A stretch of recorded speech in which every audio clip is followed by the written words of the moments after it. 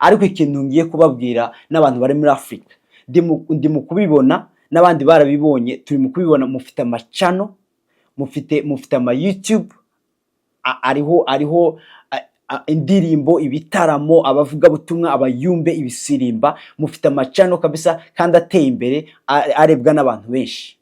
Icyo nshaka kuvuga kuri ico kintu, n'abandi bose bari mu mahanga abafite amacano mwese, mureke twige gukoresha social media. Hari abantu barambwira ngo iyi ni politike, ngo ibi ngibi ni politike, ngo ibintu urimo kuvuga ni politike. Sawa, nimba bigiye kuba ariko bimeze ko ibibazo byacu birangira, cyangwa se intambara yose dufite irangira kubera dukoresheje politike, niki kiduhagarika? Ndabegereje kandi mbaye kaze kuri kino kiganiro. Ariko mbere yuko ngira ico mvuga, reka mbashe kubanza nabibwira kugira ngo mbashe kumumenya. Ndi umunyamurenge, ndi umuhinda, nkaba umwishwa abahiga.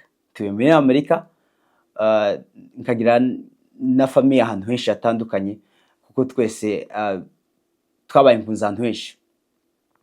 Rero intego y'ikiganiro ngiye kubaheza ubu nyine ni ubuvugizi ku bwoko bwacu bw'abanyamurenge, kuko tugize igihe kirekire turi mu bibazo, ndetse tugize n'igihe kirekire twishurwa abantu cyangwa se tubura abacu.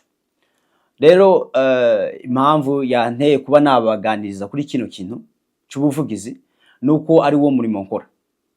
Uno ni umurimo ngize igihe kirekire, hafi imyaka 5 mbikora. Kugeza ubu nyine maze imyaka 2 ndi umuyobozi wabyo, ndi umuyobozi w'ababikora cyangwa se abantu babishoye imbaraga bakomeza kubikora buri gihe. Akazi cyanteye kugakora n'uburyo nagatangiye, numvishije ku mutima wanjye arico kintu kimpagije cyangwa se kinshimisha. Ibintu by'ubuyobozi, ibintu by'ubuvugizi, ibintu byo kwigisha cyangwa se gusupportinga, gufasha abasore, kuko je nibyo nibonamo kandi nkumva ndabikunze cyane. Ndetse mu bintu byinshi ngiye nkora harimo ikintu cy'ubuvugizi. Usanga rimwe nja muri Washington DC hano muri Amerika mu buyobozi, n'abandi basore bavuye mu yandi state ahantu henshi, tugahura tukaganira, tugakora training y'uburyo uvugisha umuyobozi, twarangiza tugakora appointment n'abayobozi b'igihugu, tukaja kubonana nabo mu office yabo. Turi abasore benshi bava mu state atandukanye, bitewe n'intego cyangwa se icyo turimo gusaba cyangwa se turimo kuvuga. Mbikora nk'akazi, n'akazi mpembegwa, n'akazi kambeshejeho nk'abandi. Rero tuba dufite mission, tuba dufite appointments, tuba dufite ibyo tugomba gukora muri ako kazi kuko bisabwa.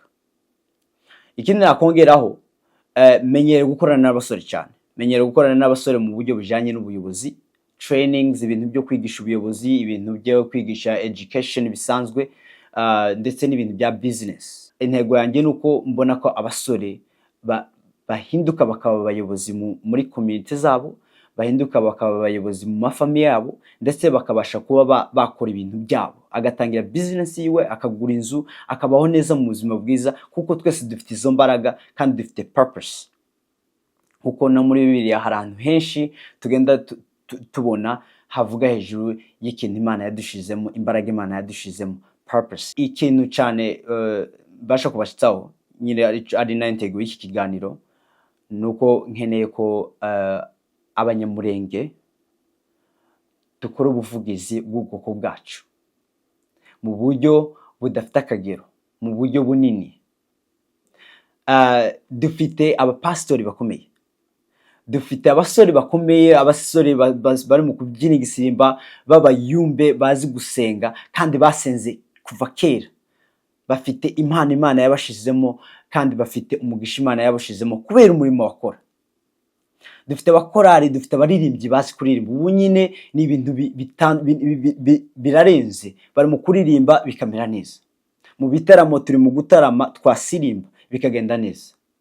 Twagira ucya twaje mu banyamoko n'abandi tukava abantu bakijijwe. Rero izo mbaraga zose dufite, abapastori dufite imbaraga zose bafite nk'abapastori, ubuyobozi bagizemo igihe kirekire bakora, abasore dufite abayumbe baririmbyi, zira mbaraga zose izira mpano na biriya byose Imana yaduhaye, iduha izo mbaraga. Icyifuzo cyanje ari n'icyifuzo kigomba kuba cya buri wese, cy'umunyamurenge wese ahari, nuko izo mbaraga cyangwa se izo mpano dufite ubu nyine tuzikoreshe turimo kuvugira ubwoko bwacu. Dukora ibyo turimo gukora ariko turimo kuvugira ubwoko bwacu. Dukora ibyo byose turimo gukora turimo kuvugira ubwoko bwacu. Cyane cyane hano mu mahanga, muri Amerika, abantu bari muri Australia, muri Canada, mushire nk'imbaraga, mushire nk'umutima, mufatanye mwese amaboko, muze dukore ubuvugizi ku bwoko bwacu. Hari inzira nyinshi kandi ndagenda nkora kuri zimwe.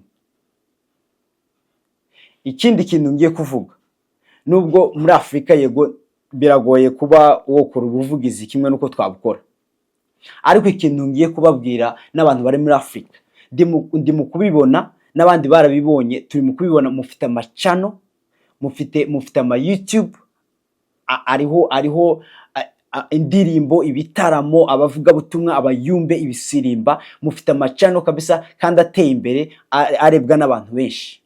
Icyo nshaka kuvuga kuri icyo kintu, n'abandi bose bari mu mahanga abafite amacano mwese, mureke twige gukoresha social media.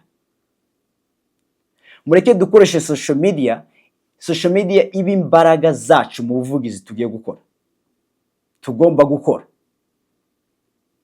Social media tumenye kuyikoresha, tumenye kuyimanaginga, tituyifata ngo twama tuyigira ikintu kimwe aba arico duharaye, ejo ni hashika kandi hakaza kandi ariko twese twama tujamo, kubera ko twatubona views, kubera ko twatubona subscribers, kubera ko twatubona amafaranga yayinjira. Dufite ibibazo byinshi birimo kuvuka mu bwoko bwacu, ari mu mahanga, hano muri Amerika n'ahandi handi tuzi, ndetse no muri Afurika. Dufite ikibazo gikomeye, ikibazo cy'ibiyobyabwenge. Abasore bahinduye isura. Ibiyobyabwenge byabaye byinshi.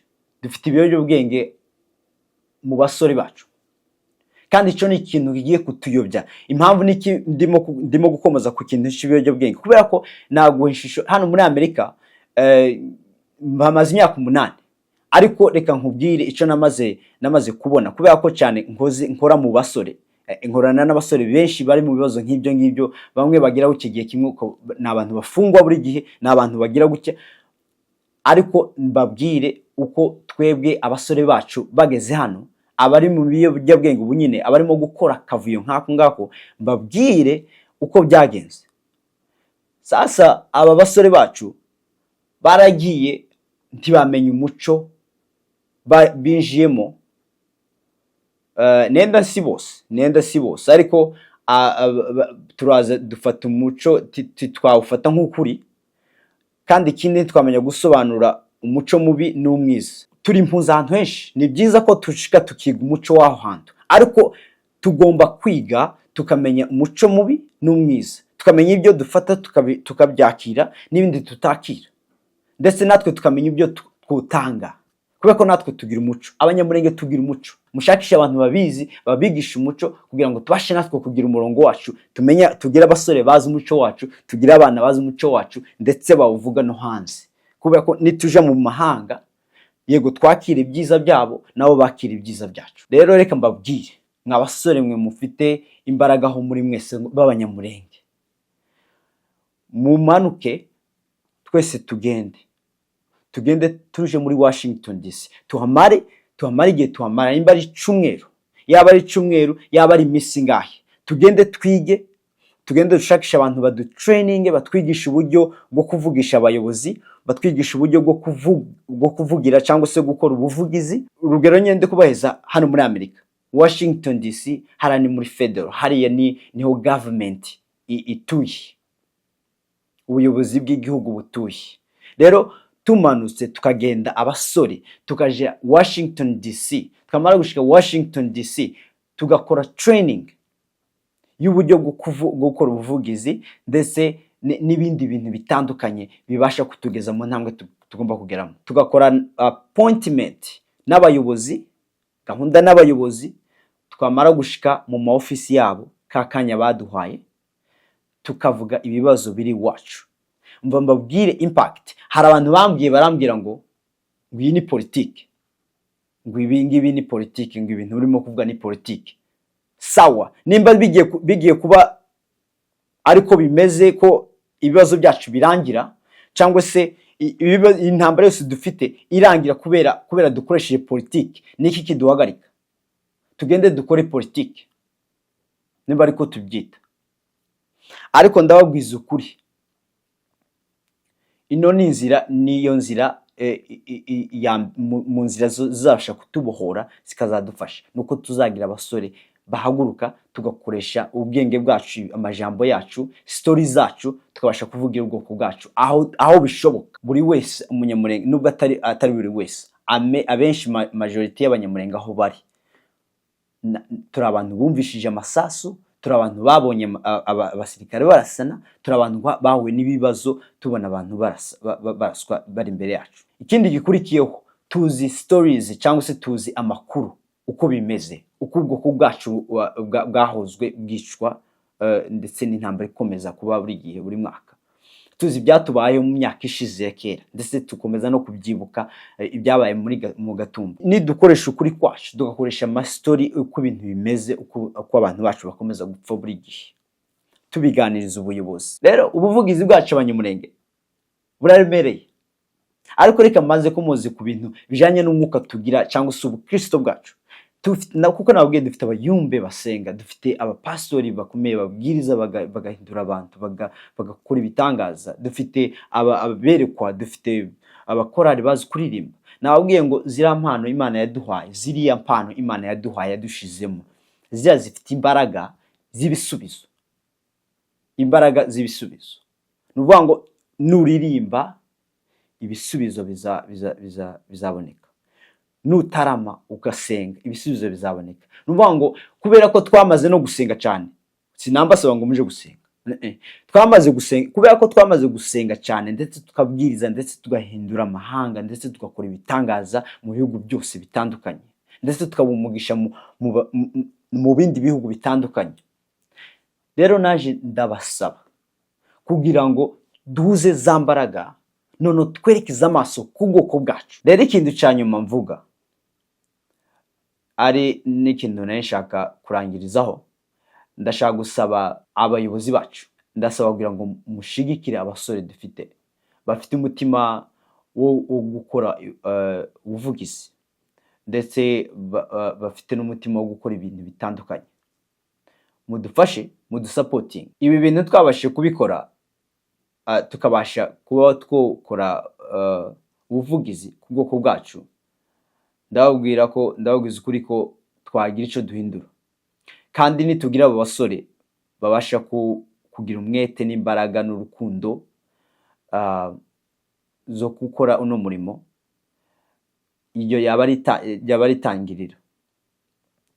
itangiriro ry'uko twakomeza gutera intambwe, ndetse tukagera mu zindi nzego, tukagera imbere, tukagera no ku bindi birenze ibindi kuvuga. Rero ndashishikariza abantu bose bazi skills zitandukanye, abantu bari gukoresha ama social media, twige gukoresha social media, tuyikore uburyo ugomba gukoreshwa. Tumenye ko ari imbaraga, zira n'imbaraga. Umuntu wese ashobora gutora iyo video akayireba kandi akabona ko hari icyo agomba gukora, cyangwa se yatora iyo video akamenya ko ubwoko bwacu bufite ibibazo, ubwoko bwacu bumenyekane mu bihugu byose, ndetse tubashe guhaguruka n'imbaraga twese. Rero ndabasaba kugira ngo tubashe gufatikanya, tugire urukundo hamwe, tureke amacakubiri, duhuze. Rero murakoze cyane kuba mwankurikiranye kuri kino kiganiro. Hariho byinshi tuzaganiraho, hari byinshi tuzagenda tuvugaho kugira ngo twigishanye, ndetse tubashe gusabana mu buryo bwinshi. Murakoze. Nimba subscribing kuri ino channel kugira ngo tubashe gukomezanya ibiganiro.